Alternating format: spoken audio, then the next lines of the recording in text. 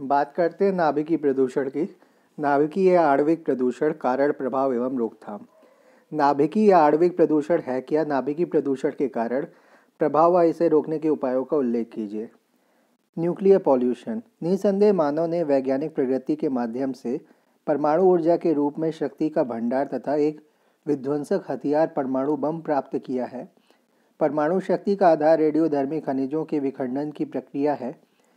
यह जहाँ एक तरफ अथाह शक्ति का स्रोत है तो दूसरी तरफ किसी कारण से विस्तीर्ण हुई रेडियोधर्मिता का एक ऐसा प्रदूषण फैलाती है जो अन्य सभी प्रदूषणों से अधिक हानिकारक तथा भयानक है, जिसका न केवल तात्कालिक प्रभाव पड़ता है अपितु एक लंबे समय तक प्रभाव बना रहता है। रेडियोधर्मिता से उत्पन्न हुआ प्रदूषण ही नाभिकीय प्रदूषण है। नाभिकीय प्रदूषण पर्यावरणीय प्रदूषणों में सबसे अधिक हानिकारक प्रदूषण है। इसका भयानक हानिकारक प्रभाव न केवल स्थलीय पर्यावरण पर पड़ रहा है अपितु जलमंडलीय व वायुमंडलीय पर्यावरण पर भी इसका प्रभाव पड़ रहा है। नाभिकीय प्रदूषण को निम्न प्रकार से परिभाषित किया जा सकता है। नाभिकीय पदार्थों की क्रियाशीलता द्वारा उत्पन्न हुए प्रदूषण को नाभिकीय प्रदूषण कहते हैं। नाभिकीय प्रदूषण के कारण, कॉजेज ऑफ न्यूक्लियर पॉल्यूशन। नाभिकीय प्रदूषण के अनेक स्रोत हैं। ब्रह्मांड से निकलने वाली किरणें, पृथ्वी एवं विभिन्न पदार्थ प्राकृतिक स्रोत हैं। परमाणु शक्ति उद्योग, प्रयोगशालाएं, एक्सरे तथा अन्य वस्तुएं जो कि विकिरण विस्तीर्ण करती हैं, मानवीय स्रोत हैं। इन सभी में सबसे अधिक हानिकारक एवं प्रदूषक है परमाणु शक्ति से विकीर्ण तथा अपशिष्ट रेडियोधर्मी पदार्थ, क्योंकि ये पदार्थ कितने भी सूक्ष्म कणों के रूप में हों, सैकड़ों वर्षों तक पर्यावरण में बने रहते हैं तथा मानव एवं अन्य जीव जंतु एवं वनस्पति को प्रदूषित करते हैं। रेडियोधर्मी पदार्थों का अस्तित्व कुछ वर्षों से लाखों वर्षों तक होने के कारण इनसे विकीर्ण होने वाली किरणों से अत्यधिक हानि की संभावना होती है। रेडियोधर्मी पदार्थों के विघटन के फलस्वरूप जो विकिरण उत्पन्न होता है उसके दो प्रकार हैं। प्रथम, विद्युत चुम्बकीय विकिरण जो कि भौतिक स्वरूप में प्रकाश के समान होती है। द्वितीय, कणिकीय विकिरण जिसमें एक या अधिक प्रकार के परमाणु होते हैं, जैसे इलेक्ट्रॉन, प्रोटॉन, न्यूट्रॉन। इन दोनों ही प्रकार के विकिरण से जीव जगत को हानि पहुंचती है।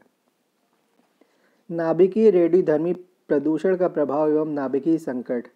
Impact of radio active pollution और न्यूक्लियर हजार्ड्स। नाभिकीय प्रदूषण का जनजीवन पर सबसे अधिक घातक प्रभाव पड़ रहा है। इसके प्रमुख प्रभाव निम्नलिखित हैं।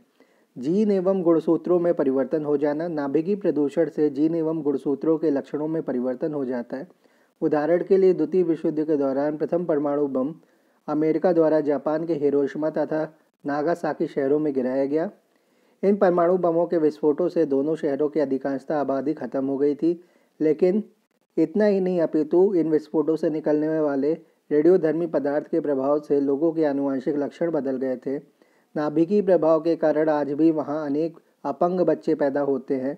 नागासाकी तथा हिरोशिमा में गिराए गए परमाणु बमों से वहाँ का पर्यावरण इतना अधिक रेडियोधर्मिता से युक्त हो गया कि आज भी उसका प्रभाव देखा जा सकता है। मनुष्य, जीव जंतु, वनस्पति, जल, वायु सभी उस प्रदूषण से प्रभावित हो रहे हैं। परमाणु ऊर्जा का उत्पादन किया जाना।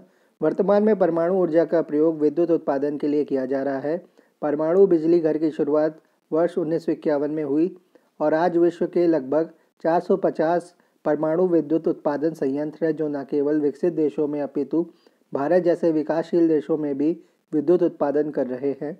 एक अनुमान के अनुसार वर्ष 2005 तक विश्व की 60 से 70% विद्युत का उत्पादन परमाणु ऊर्जा से होने लगेगा, लेकिन इसके साथ ही इससे रेडियोधर्मिता का तात्कालिक तथा दूरगामी खतरा भी है।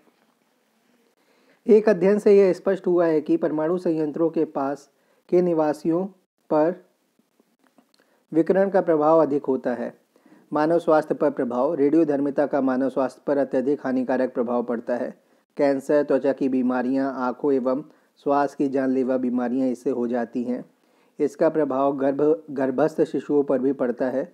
रेडियोधर्मी प्रदूषण के प्रभाव से गर्भाशय में शिशुओं की मृत्यु हो जाती है। वनस्पति पर प्रभाव। जलमंडल तथा वायुमंडल में परमाणु बमों के विस्फोट से जल प्रदूषण तथा वायु प्रदूषण होता है, जिसका प्रभाव जलमंडल तथा वायुमंडल के जीवधारियों तथा वनस्पतियों पर व्यापक रूप में पड़ता है। परमाणु भट्टियों का प्रभाव। परमाणु भट्टियों के आसपास के वातावरण में रेडियोधर्मी पदार्थ जहर के रूप में रिसता है। इन रेडियोधर्मी पदार्थों में से एक ट्रीटियम है, यह हवा से ज़मीन में पहुंचता है। यह प्रक्रिया वर्षा के दिनों में अधिक होती है। यह रेडियोधर्मी पदार्थ ज़मीन से भूजल तथा फसलों के माध्यम से जानवरों तथा मनुष्यों के शरीर में पहुंच जाता है। परमाणु भट्टियों के आसपास के क्षेत्रों में यह प्रक्रिया दृश्य रूप से जारी रहती है। नाभिकीय तथा रेडियोधर्मी प्रदूषण को रोकने के उपाय। Methods of controlling the nuclear और रेडियो एक्टिव पॉल्यूशन। नाभिकीय ऊर्जा प्राप्ति के प्रारंभिक दिनों में से ही नाभिकीय अपशिष्ट राख का सुरक्षित विसर्जन वैज्ञानिकों एवं तकनीकीविदों के सामने एक चुनौतीपूर्ण समस्या रही है। तो इसको फिर से देखेंगे। नाभिकीय ऊर्जा प्राप्ति के प्रारंभिक दिनों से ही नाभिकीय अपशिष्ट राख का सुरक्षित विसर्जन वैज्ञानिकों एवं तकनीकीविदों के सामने एक चुनौतीपूर्ण समस्या रही है। यह समस्या पर्यावरण एवं मानव जीवन के अस्तित्व से जुड़ी हुई है तथा वर्तमान समय की अत्यंत ज्वलंत समस्याओं में से एक है। मानव जाति को विनाश से बचाने के लिए तथा रेडियोधर्मी प्रदूषण को रोकने के लिए निम्नलिखित उपाय किए जाने संभव हैं। परमाणु बमों के निर्माण पर रोक लगाना। परमाणु बमों तथा नाभिकीय बमों के निर्माण पर रोक लगाई जानी चाहिए तथा विश्व में नाभिकीय भंडारों को समाप्त किया जाए जिससे कि नाभिकीय युद्ध से बचा जा सके। परमाणु बमों के परीक्षण पर प्रतिबंध लगाना। भूमिगत, वायुमंडल तथा जलमंडल में परमाणु बमों के परीक्षण पर प्रतिबंध लगाया जाना चाहिए, जो कि अंतर्राष्ट्रीय कानून बनाकर ही संभव हो सकता है। परमाणु कचड़ों को सुरक्षित स्थान पर विसर्जित करना। परमाणु बिजली घर से उत्पन्न कचड़े का विसर्जन किया जाए तथा कचड़े को ऐसे क्षेत्रों में दफनाया जाए जहां से रेडियोधर्मी विकिरण के द्वारा जीव जंतुओं, वनस्पतियों तथा मानव जाति को हानि न हो सके। कम घातक रेडियो सक्रिय अपशिष्टों का विसर्जन तथा उच्च स्तरीय द्रव्य अवस्था के कचरों को गंधक तथा पिच के साथ संयुक्त कर या ठोस बनाकर अथवा सीमेंट मिलाकर जैव चक्र से पृथक करके स्टील के ड्रमों में सुरक्षित अपशिष्टों का संग्रहालयों में विसर्जन किया जा सकता है। ये संग्रहालय समुद्र के अतल गहराइयों में, गहरी खानों के मध्य संधियों में तथा गहरे ड्रिल किए गए गड्ढों में सील करके नाभिकीय अपशिष्टों के स्थायी विसर्जन के वैकल्पिक उपाय संभव है।